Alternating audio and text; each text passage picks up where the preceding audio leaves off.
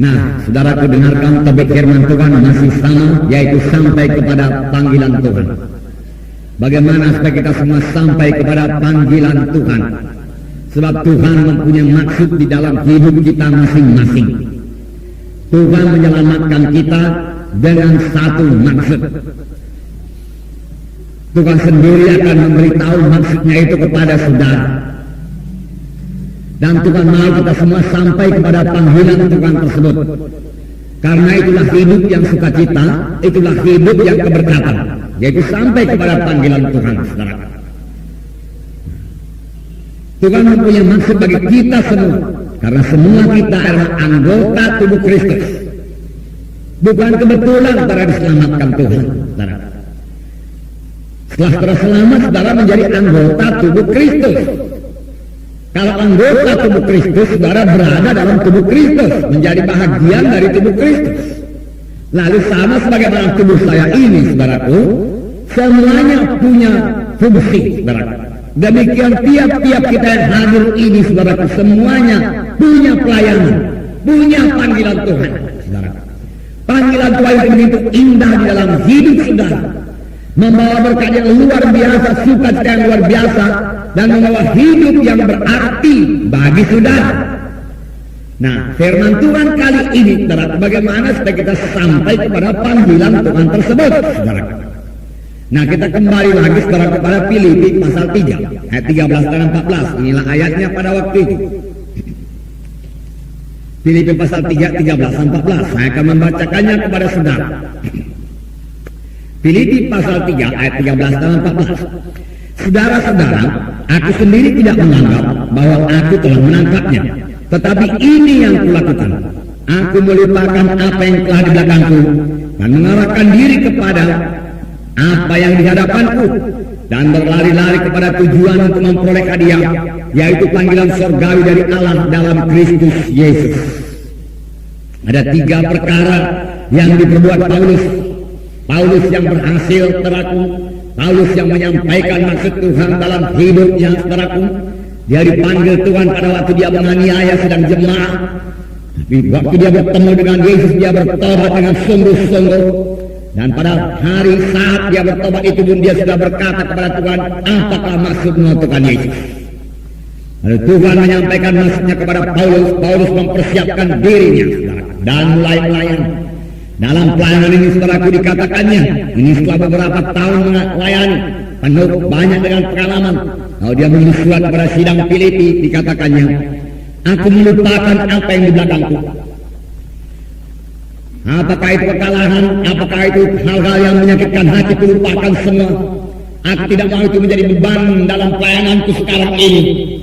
Ataupun itu satu kemenangan yang sangat mensukacitakan hati aku bersyukur kepada Tuhan. Tapi aku tidak mau terbuai-buai oleh kemenangan itu, tidak mau. Aku lupakan itu semua. Masih ada hari-hari depan yang harus dikejar, di mana aku harus sampai kepada panggilan Tuhan dalam hidupku, Paulus berkata. Kemudian dia katakan, aku mengarahkan diri kepada yang di hadapan. Rupanya ada sesuatu di hadapan Paulus, di mana saudara dia mengarahkan diri ke hadapan tersebut. Dia berlari-lari ke hadapan, saudara, yaitu panggilan Tuhan dalam hidupnya. Saudara, inilah yang kita katakan dengan fisik. Dan bagian yang ketiga berkata, berlari-lari kepada tujuan untuk memperoleh hadiah, yaitu panggilan surgawi dalam Allah, dalam Kristus Yesus.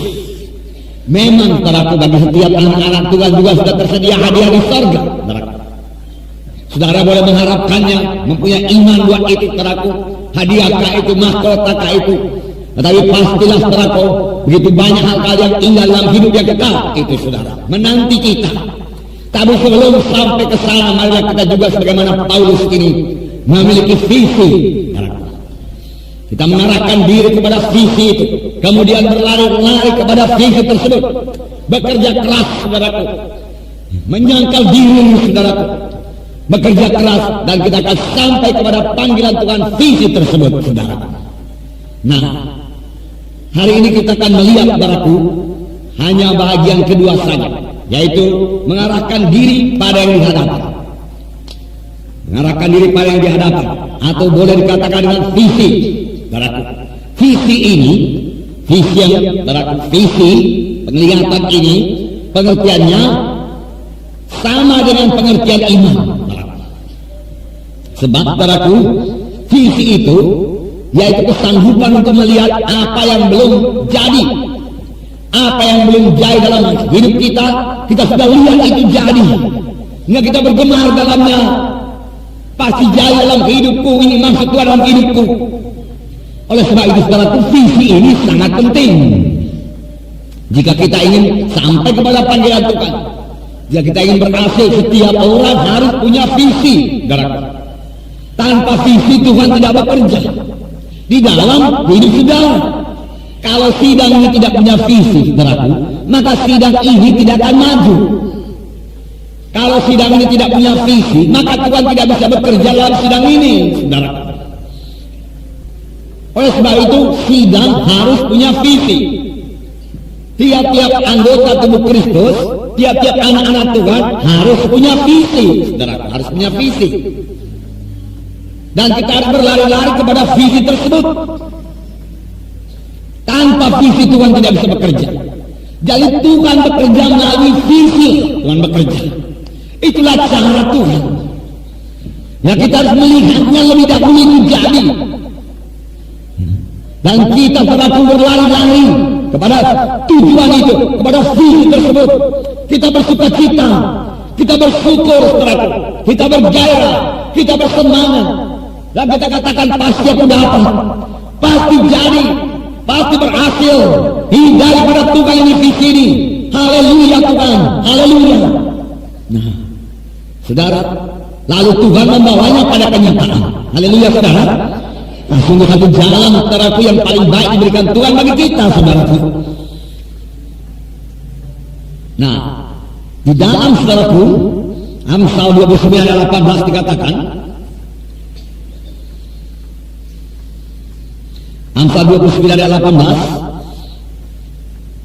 di sini dikatakan, saya membacakan kepada saudara, bila tidak ada wahyu, maka liarlah rakyat. Berbahagialah orang yang berpegang kepada hukum. Bila tidak ada wahyu, bila tidak ada pernyataan dari Tuhan, atau bila tidak ada visi, maka liarlah rakyat. Maka liarlah anggota tubuh Kristus. Karena mereka tidak tahu apa mereka perbuat. Mereka pikir menjadi orang Kristen itu hanya kebaktian 1 kali seminggu. Sudah, di luar itu nggak ada yang lain-lain lagi. Di luar itu mereka hidup sebagaimana orang dunia. Mereka tidak tahu apa yang mereka kejar, mereka tidak tahu apa yang mereka tuju, saudara. Maka mereka menjadi liar, sudah. Oleh sebab itu perlu sekali visi. Berbahagialah orang yang berpegang pada hukum. Sesudah kita mendapat visi, saudara, kita pegang hukum Tuhan, kita pegang firman Tuhan, kita tidak melanggar firman Tuhan. Lalu hidup kita, saudaraku, berbahagia, berbahagia, saudara. Nah, di dalam Hosea 4 ayat 6 dikatakan, tanpa visi binasalah bangsa. Kalau tidak ada visi, binasalah bangsa. Jadi kita harus punya visi, ya, bertumbuh. Bertambah hari rohani kita bertumbuh, saudaraku, ya, bertambah-tambah dewasa, bertambah hari kita bertambah memberikan buah kepada Tuhan, saudaraku. Tambah-tambah hari pengertian kita bertambah-tambah, saudaraku. Bertambah-tambah hari, saudaraku, kesehatan kita bertambah-tambah, saudaraku. Semua itu sampai kepada panggilan Tuhan. Bertambah hari kita bertambah-tambah diberkati Tuhan dalam bidang materi, karena semua itu janji Tuhan, saudaraku. Dan memang Tuhan pasti menggenapkannya. Langit bumi boleh berlalu, tapi firman Tuhan tidak berlalu. Firman Tuhan berkata, saudara. Nah, oleh sebab itu Tuhan berikan visi ini, Tuhan berkata, kejar ini, Tuhan berkata. Nah, itu membuat doa kita tertuju kepada visi tersebut, saudara.